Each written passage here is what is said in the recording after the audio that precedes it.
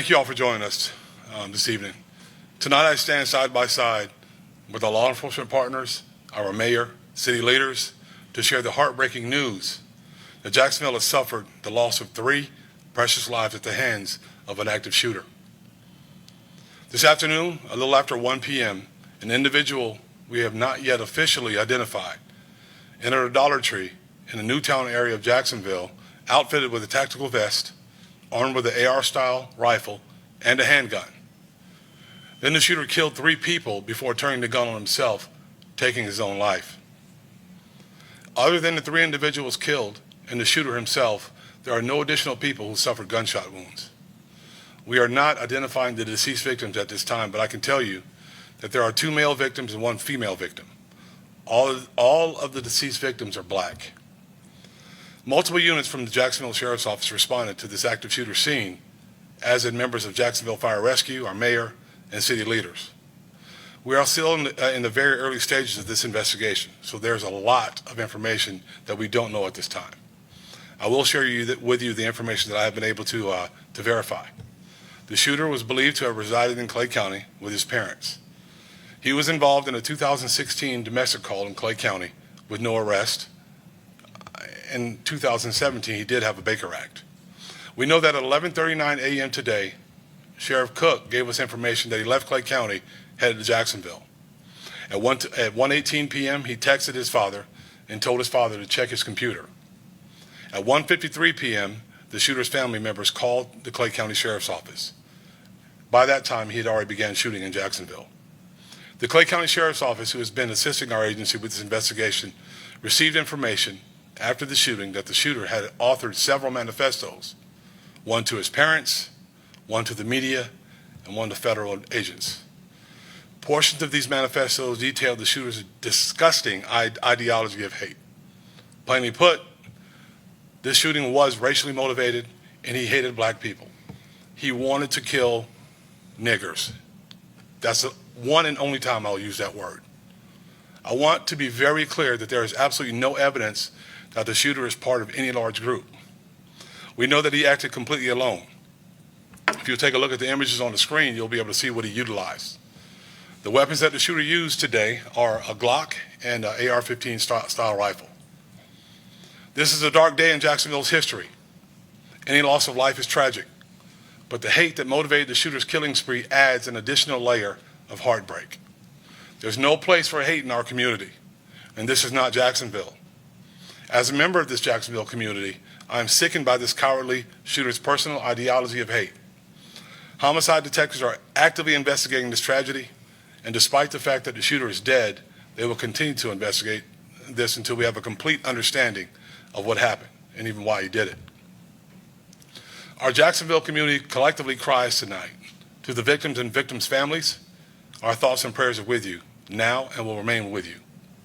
Please know that in the face of this tragedy, this agency and our city stands with you. We stand united and resolved in our commitment to accountability. We stand united with each other. Those who have personally suffered loss and those who have been touched by this tragedy, we are with you. We stand united and resolved against all forms of hate. And at this time, I'll take any questions that I can. Sheriff Waters, does the Sheriff's Office consider this a mass shooting, and why or why not? Yes, it's a mass shooting, it's an active shooting, whatever you want to label it. It's a shooting that should not have happened under any circumstances. I don't think names of the shooting really matter. What matters is 3 people lost their life today. Sheriff, there are reports that the suspect may have been seen on Edward Warren University at first and then made his way down the road. Can you confirm that? Was the plan to maybe start to go there? I can't tell you what his mindset was while he was there, but he did go there, and he did put his vest on and a mask on, and then went directly to Dollar General.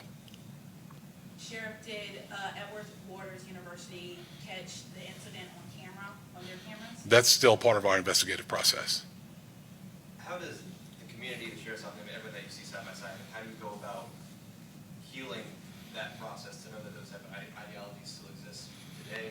And you said it's not Jacksonville, but I mean, obviously, if there's an affiliation there with Clay in the metro area, there's still people who have those thoughts. Well, you see us standing here together, right? So none of that, that's an outlier. That doesn't represent who we are as a city and who we are as a people, right? Our mayor's here, our political leaders from all over the city are here, and it shows where we stand and how we believe as a community. You know, politics aside, none of that matters. What matters is who we are as a community. We stand together as a community. We live together as a community. We fight together as a community. And when someone comes into our city and does this, we're not going to stand for it, and we don't accept it. So we're always going to fight against it. Mayor, you were out at the scene. Your thoughts about this as you stood among the community? I'm going to take this off, Sheriff, because they're not going to see me behind there. I'm sorry, Dan. You were out at the scene. Your thoughts about how the community is dealing with this, your reaction to what has hit this community again? Well, I'm heartbroken, obviously. This is a community that has suffered again and again. So many times, this is where we end up. And there were so many people out today, obviously grieving, upset. It's just something that should not and must not continue to happen in our community. It's too often the same folks. And this type of hate, you know, this type of, you see the swastikas on the gun. We must do everything that we can. We must do everything that we can to dissuade this type of hate. And so, I can't even begin to tell you how frustrating this is for all of us, because we've seen it too much. We've seen it too much. And this, as you know, was the anniversary of when we had the shooting at the landing. And I believe that was also indicated in the manifesto that he was aware of that, and perhaps chose this date in alignment with that. So there's a lot here. But as the sheriff said, this was a hate-filled crime, and we just shouldn't have that kind of hate in Jacksonville. Does anyone know what the Baker Act was about back in 2017? So that's still under investigation also. And before we go any further, I want to give Sherry Unks, the SAC for our local FBI, an opportunity to address you all about a few things. Sherry.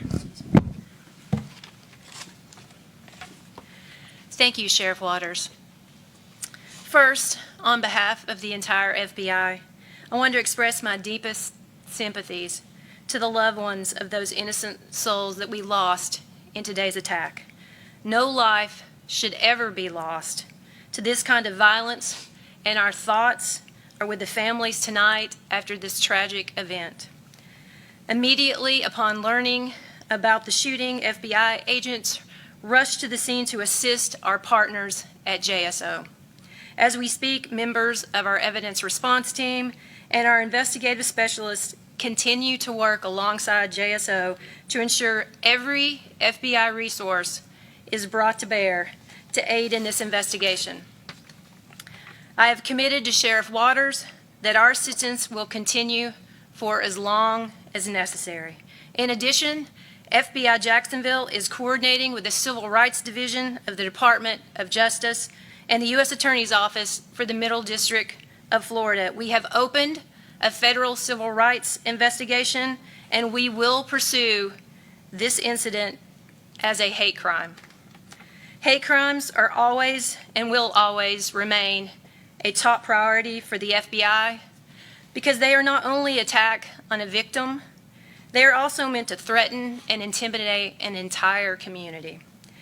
Everyone has a right to feel safe in their communities and in their homes, and I assure you, the FBI will bring every resource we have to bear to bring justice to the families of those innocent lives we lost today. Thank you. I'll turn it back over to Sheriff Waters. Sheriff Merrick, you also mentioned that swastikas were found on the gun. We saw the pictures of the gun. Yeah. Did he own both those guns, or were those parents' guns? No, they were not his, those were not his parents' guns. I can't say that he owned them, but I know his parents did. His parents didn't want them in their house. Did he legally purchase those guns? From what we can tell, we don't know yet. That's still a deep part of the investigation we have to get into. Did he ever have the guns taken away by the red flag law? Again, that's something we can't get into because we don't know yet. I wanted to get out here. I want to tell you as much as we could right now so that our community will know, one, that there's no danger, no further danger, and two, I want to be as transparent as possible. I want to let you know exactly what his intentions were because there's no reason not to tell our community what went on. And I think that's important for people to know. There was also a shooting at like a White Sox game last night. There was a shooting earlier this morning in Boston. Obviously, we have the Jags tonight. I mean, is there going to be any sort of extra precautions in the near future for those type of big events and people who may? Jags games and events are very well covered, and one thing has absolutely nothing to do with the other. This was quite frankly a maniac who decided he wanted to take lives. Was this a targeted crime, Sheriff, or did he just pick a community and it was opportunity? No, he targeted a certain group of people, and that's black people. That's what he said he wanted to kill, and that's very clear. And I don't know that the targets were specific, but I know that any member of that race at that time was in danger of the black race. Any other questions? Sheriff Waters, I was going to ask, is there any reason why your office is not identifying him yet? Can you clarify why not? Yeah, I'd love to identify him, but we're not identifying him because we don't have a positive identification. It's very important for us as an agency to make sure that we have an official positive ID. When a person is deceased in Jacksonville, that body is in the custody of the medical examiner's office. So we have to wait until we can make a positive ID. Once we do that, then I'll tell you exactly who he is. Jumping off that real quick, is there, I mean, can you give it an age range? Living with parents? Early 20s, Early 20s, white suspect? white male.